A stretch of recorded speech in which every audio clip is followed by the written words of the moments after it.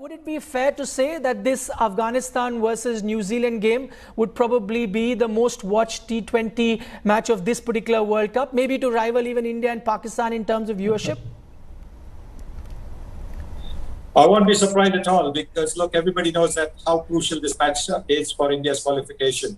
And not only will it be watched by millions, perhaps even a greater number than the India-Pakistan game, for the simple reason everybody in the subcontinent will be watching. People in Afghanistan will be watching as well. And they all know that on the result of this game depends the chances of India qualifying for the semi-finals.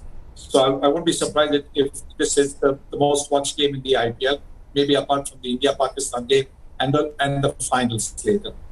Okay, Simon, let's get into the details. Looking at that Afghanistan team, if Indian fans are hoping for Afghanistan to get the better of New Zealand, they'd want their spinners firing. And I'm going to talk about Mujib. We saw him not play because of injury, 2 games that he hasn't played. And once he doesn't play, the plans as far as the bowling plans of Afghanistan are concerned, it tends to upset those plans. How important is going to be Mujib's fitness and him making it into the playing 11 if Afghanistan were to beat New Zealand?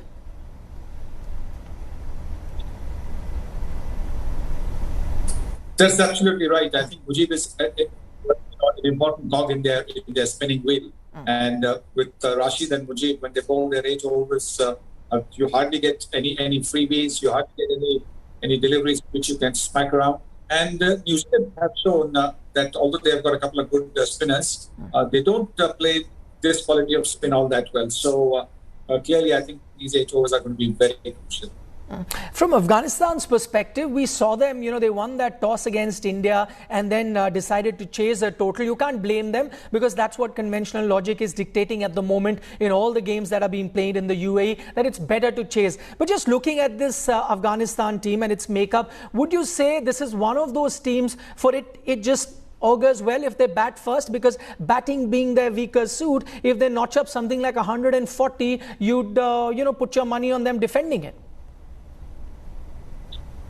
And also, I think the due factor, you've got to take into account the due factor. Listen, if a team scores 180 plus, then the due factor is, minimized to a great extent because you've given your bowlers, the 20, 30 runs cushion where they will not be able to grip the ball well and they might bowl some loose deliveries, some boundary and 6 deliveries. So, yes, I think if you score about 180 or thereabouts, like India found against Afghanistan, 210 they got, and then although they were their spinners were taken for a few, it was the cushion that allowed them to bowl freely. So yes, maybe if they bat first, they also, and listen, in what is a virtual sort of quarterfinal, runs on the board always puts pressure on the team that is chasing it. It could be a small total, but the pressure is always there.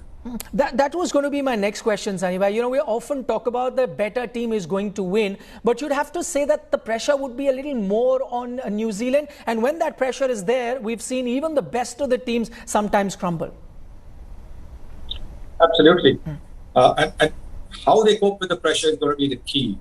In recent times, what New Zealand have shown is that they cope with pressure well. We saw that even in the World Cup finals, they had a bit of bad luck, but otherwise, they coped brilliantly with the pressure. In the World Test Championship as well, they kept their cool. So clearly, I think Kane Williams' leadership is going to be the key.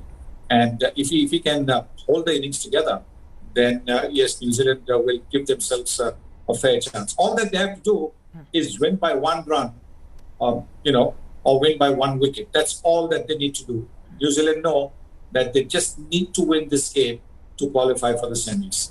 Saime, pardon me if you see a bit of a slant in my questions, all favoring the Indian team, because as an Indian fan, I tend to look at all sorts of positives for the Indian team. How is it that they can qualify? One thing that I can notice at the moment is, there are 2 premier batsmen, or the batsmen that you really hope are going to get them a lot of run. One is Kane Williamson. You just spoke about him averaging in his 20s in this T20 World Cup. Not quite the kind of lofty standards that he sets for himself. The other, Conway, came into this tournament with a lot of form, still not getting them too many runs. So these are those areas that a team like Afghanistan can really exploit. They should be able to get these batsmen out very early. Also, Martin Guptill at the top of the order can be quite dangerous. Mitchell has batted well. So New Zealand have shown enterprise at the top and a little bit of solidity once the 6 overs of power play is done, a little bit of solidity in the middle. So once again, I think like we've seen in all the matches, the power play is pretty much the decider. Whether you're bowling or whether you're batting, how many runs you score in the power play, how many wickets you take in the power play, often pretty much decides the course of the match.